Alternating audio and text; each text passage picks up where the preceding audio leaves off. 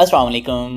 Brainy cast के साथ मैं हूँ उमैर इफ्तिखार और आज हम बात करेंगे मुख्तलिफ टॉपिक्स पे, जिनमें से सबसे पहला है आखिर ये ब्रेनी कास्ट है क्या, फिर ये ब्रेनी क्या है, और आखिर में देखेंगे एक हॉट टॉपिक पिछले दिनों में जो मुख्तलिफ स्टार्टअप्स की तरफ से ले ऑफ हुआ, बहुत सारे लोगों को नौकरी से निकाला गया।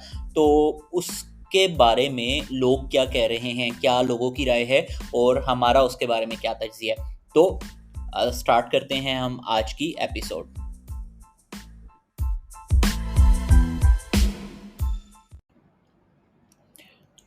ब्रेनीकास्ट ऑडियो पॉडकास्ट है जो अवेलेबल होगी आपको गूगल पॉडकास्ट, स्पॉटिफाई और डिफरेंट मज़ीद पॉडकास्ट चैनल्स और साथ ही साथ यूट्यूब पे। तमाम लिंक्स आप डिस्क्रिप्शन में देख सकते हैं इस पॉडकास्ट प्लेटफॉर्म के। ब्रेनीकास्ट का असल मकसद ऐसे स्टार्टअप्स को अप्रोच करना है जो बिल्कुल स्टार्टिंग स्टेज में हैं, आइडिया स्टेज में हैं या इंक्यूबेटर्स में हैं, और उनको आने वाले चैलेंजेस क्या हैं उनके बारे में जानना है। ब्रेनीकास्ट में हम ऐसे स्टार्टअप से मिलेंगे, ऐसे फाउंडर्स को फाउंडर्स से मिलेंगे जो अपने स्ट्रगलिंग फेज के अंदर हैं और वो क्या क्या स्ट्रगल्स कर रहे हैं, ताकि आप लोग सीख सकें उन तमाम स्ट्रगल से। सो सवाल पैदा होता है, आखिर ब्रेनी क्या है।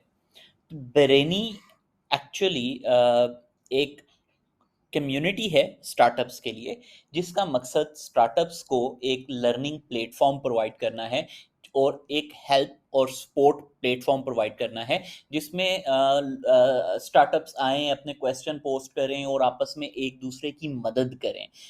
ये एक सेल्फ सस्टेनेबल कम्युनिटी बनाना चाहते हैं हम। Like, if you post a question, the person who knows the answer will answer you. So Brainy का जो मकसद है वो ये है कि स्टार्टअप इकोसिस्टम जो है वो पाकिस्तान में ग्रो करे और पाकिस्तान में जो स्टार्टअप्स को मुख्तलिफ मुश्किलात आ रही हैं वो जो हैं आपस में डिस्कस कर सकें, अपने मामलात के सवाल जवाब कर सकें ब्रेनी के ऊपर। पाकिस्तानी स्टार्टअप अचानक लोगों को नौकरियों से क्यों निकालने लगे, और इस वक्त क्या स्टार्टअप शुरू करना वाकई अक्लमंदाना फैसला है। तो अ, आज का पॉडकास्ट में हम इस चीज़ को डिस्कस कर रहे हैं। इसमें कुछ दिन पहले मेरे पास से एक बीबीसी का आर्टिकल गुजरा था और उस आर्टिकल के हवाले से मैं बात करना चाहूँगा कि उस आर्टिकल में जो चीज़ लिखी हुई थी कि बहुत सारे स्टार्टअप्स जिनमें सेवल है, उसके अलावा ट्रकिन है, ट्रकिन के अलावा करीम है, फूड करीम ने अपनी फूड डिलीवरी ऐप ख़त्म कर दी। सो ये बहुत सारे स्टार्टअप्स ने हायरिंग रोक दी।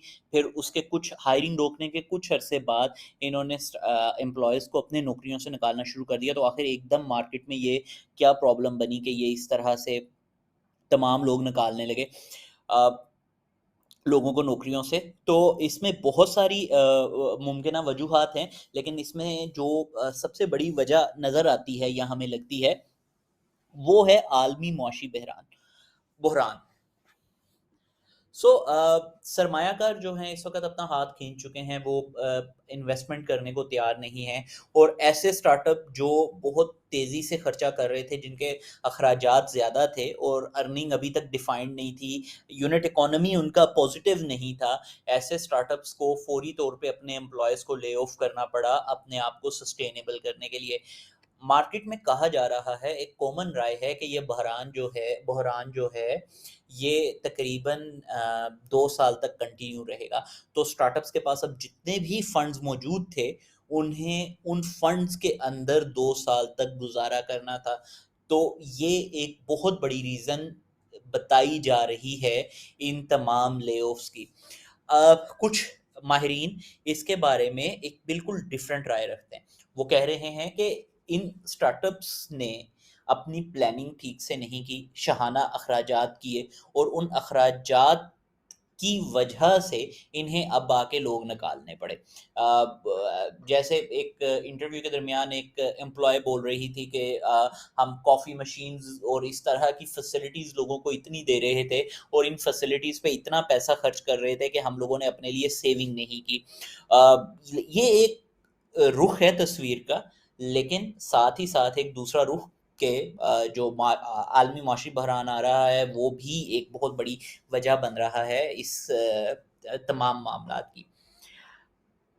एक और मार्केट में जो राय पाई जाती है वो राय कुछ इस तरह है कि जो स्टार्टअप्स हैं, इन्होंने अपनी स्केलेबिलिटी पे बहुत ज़्यादा तवज्जो दी, इकोनॉमी पे तवज्जो नहीं दी, अपने यूनिट इकोनॉमी को पॉजिटिव बनाने पे तवज्जो नहीं दी।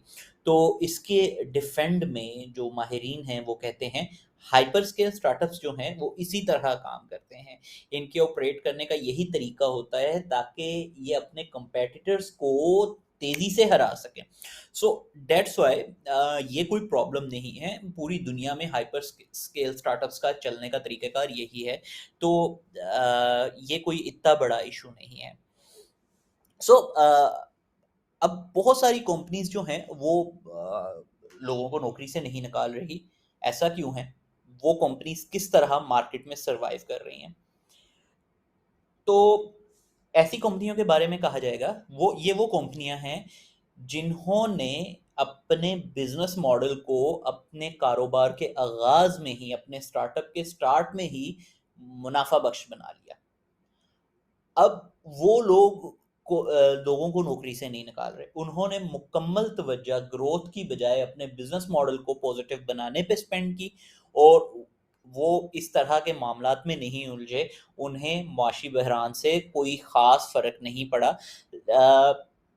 सो नए स्टार्टअप्स के लिए जो मेरा पर्सनल मशवरा है वो यही है कि अगर आप पाकिस्तान में इस टाइम स्टार्टअप स्टार्ट करना चाह रहे हैं, पाकिस्तान की इकोनॉमिकल पोजीशन जिस तरह की बन रही है, राइट नाउ ऐसे स्टार्टअप्स की ज़रूरत है जिसमें आपके पास आगाज़ में ही अपने बिजनेस मॉडल को पॉजिटिव बनाने का तरीका हो। आप अपने स्टार्ट में ही एक ऐसा प्रोडक्ट बनाएं जो मार्केट फिट हो, मार्केट को उसकी नीड हो, मार्केट में मांग है प्रोडक्ट की, तो उस प्रोडक्ट को लॉन्च कीजिए और अपनी यूनिट इकोनॉमी को पॉजिटिव बनाने पे जितनी हो सके तवज्जो दीजिए। अगर इन बातों का ख्याल रखेंगे तो पाकिस्तान में भी स्टार्टअप का अभी भी आगाज़ करना बहुत फ़ायदेमंद हो सकता है और बहुत सी एग्जांपल्स हैं। एग्रीटेक के 2 स्टार्टअप्स अभी गुज़रे हैं, तो आप good luck for the startups and please हमें सब्सक्राइब करना मत भूलिएगा। आप जिस प्लेटफ़ॉर्म पे भी हमें सुन रहे हैं, हमें सब्सक्राइब कीजिए और हम आपके लिए हर हफ़्ते एक नया पॉडकास्ट लेके आते रहेंगे। Thank you so much.